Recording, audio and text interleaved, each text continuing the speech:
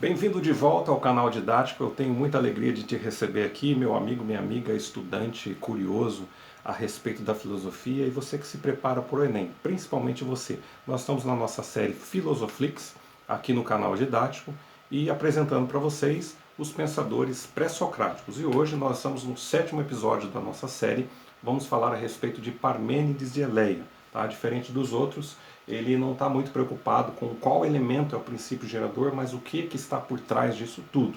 E a sinopse da nossa série é: descubram quem foram os primeiros filósofos pré-socráticos e o que eles pensaram a respeito da origem do ser e a origem do universo. Lembrando aqui que hoje nós falamos até então, nos episódios anteriores que você acompanhou, que os pensadores iniciais, estavam preocupados na origem do universo e com base no único elemento da natureza. Natureza em grego é physis. Por essa razão eles eram chamados físicos ou filósofos da natureza. E eles eram também monistas. Mono, a ideia de um. Por quê? Porque eles acreditavam em um único elemento da natureza, ou fogo, ou ar, a água, enfim, para dar início a todo o universo. Além do que eles eram cosmológicos porque estavam interessados na origem do universo. Hoje nós vamos pensar e aprender, na verdade, o pensamento dos pré-socráticos ontológicos, tá? Diferente dos cosmológicos, porque eles estão interessados no ser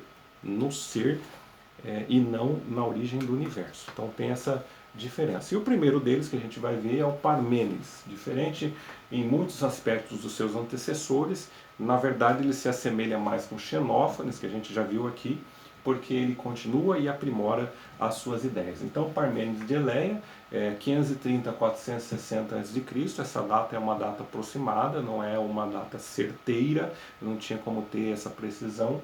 Ele é da escola eleata ou eleática, ele foi contrário ao pensamento de Heráclito, que nós já vimos aqui também. Ele pensa na ontologia e na metafísica, e ele está focado no ser. Então vamos tentar aprender a respeito desse homem, desse pensador. Ele foi um grande nome da filosofia, diferenciou dos demais que o antecederam, porque, diferente dos cosmológicos que encontraram, ou queriam encontrar a arquê, que a gente tanto falou aqui, que é o princípio gerador, no elemento da natureza, ele foi para um outro caminho, ele contrapôs, ele preferiu entender e explicar não como o universo foi formado, mas sim quem é que formou esse universo. Tá? Então, além de tentar entender quem foi que fez, ele buscou explicar como é esse que fez. Tá? E a esse criador, ou essa força, essa pessoa, como você quiser entender, o Parmênides deu o nome de ser. Tá? Então, por essa razão, a filosofia dele é ontológica e não cosmológica. Então, essa diferenciação, espero que você tenha conseguido perceber. Isso significa que, para ele, tentando explicar a origem do universo, ele olhou para além do que era natural, tá? Porque os que o antecederam olharam para a natureza. Ele tentou olhar para além da natureza, aquilo que depois a filosofia veio chamar de metafísica. Metafísica quer dizer aquilo que está para além da natureza, além do que é natural. Motivo pelo qual o Parmênides é considerado o precursor da metafísica e também da ontologia. Então, dessa forma, ele focou no ser, aquele que é o causador ou o originador de todas as coisas. E o que a gente tenta aprender aqui é o seguinte: quem é o ser? Como que ele é? Parmênides ele tentou mostrar isso de duas maneiras, em duas partes. Na primeira parte, ele apresenta 4 argumentos a respeito do ser, e na segunda parte, ele traz 6 atributos desse ser. Então a gente vai ver essa primeira parte, os 4 argumentos do ser. Então, sobre o ser, ele mostra 4 coisas aqui. Não se preocupe que parece confuso, mas é simples de entender. A respeito do ser, ele fala que o ser é. Simplesmente, o ser é. E porque ele não pode não ser. Primeiro argumento aqui, o ser é e não pode não ser. Ou seja, o ser existe e aquilo que existe não pode não existir. Ele não pode não existir porque ele existe. Pronto, simples assim. Tá? Não precisa confundir, anota isso que a gente está dizendo aqui. Segunda característica, né, do ser, o segundo argumento, característica não, argumento. O não ser, que é o nada, não é e não pode ser. É contrário do primeiro. Ele falou que o não ser, que é o não ser ou o nada não é. E porque ele não é, ele não pode ser. Ele não é. Pronto. ou é ou não é. Como ele não é, ele não pode ser. Tá? Então, o não ser não existe, ele não é, e ele não pode ser pensado. Não tem como imaginar algo assim. Terceiro argumento aqui. Pensar e ser são a mesma coisa. Tudo que existe pode ser pensado e tudo que pode ser pensado existe. Então você só pode pensar em algo que existe. Aquilo que não existe você não pensa. É o que ele está dizendo agora no quarto. O não ser não pode ser enunciado. Tá? Ou seja, aquilo que não pode ser pensado não pode ser enunciado, não pode ser imaginado, não pode ser dito, porque pensar e ser são a mesma coisa. Então, são argumentos que ele tenta definir quem é ou como é o ser. Ele está tentando delinear para nós o ser que ele está falando, que ele está focando, sobre o qual ele dedica o seu pensamento. Então, com base nesses 4 argumentos, ele quer explicar, então, atributos ou características do ser. E ele coloca 6 atributos aqui. O primeiro, o ser é idêntico a si mesmo, é um princípio de identidade. Tá? O ser só se identifica com ele mesmo e com mais ninguém e mais nada. Você só pode pensar o ser focado no ser.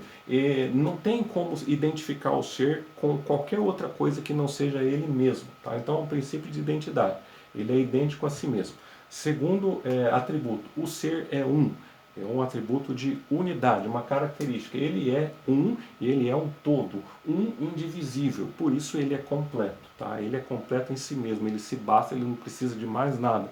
Só ele já é o suficiente, porque ele é um.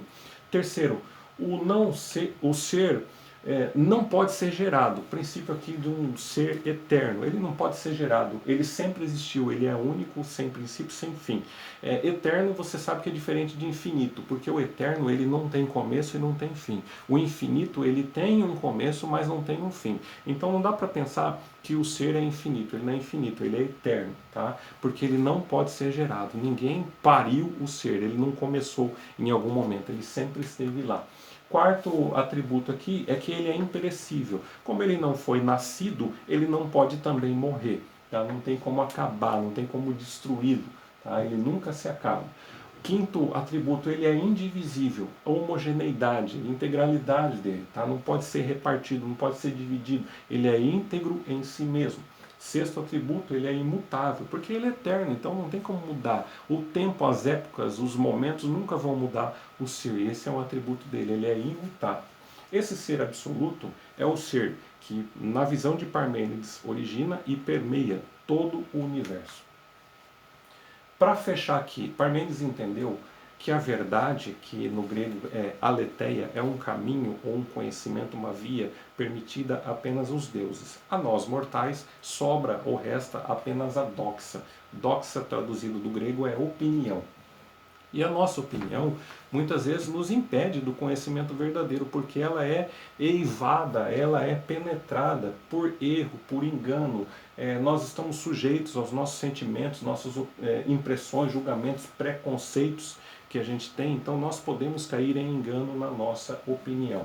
Contrapondo Heráclito, que fala do movimento, que tudo é movimento, Parmênides ele vai no sentido contrário, porque ele fala da imobilidade. Então esse é um preceito caro na visão de Parmênides. A natureza e o universo para ele são imóveis, não tem movimento nenhum. E aí, esse é o conteúdo básico, simples, numa aula muito rápida e didática a respeito de Parmênides. Não se prenda apenas a essa aula, a esse vídeo, a esse pouco conhecimento que trouxemos aqui para caber no espaço de 10 minutos para você aprender sobre Parmênides.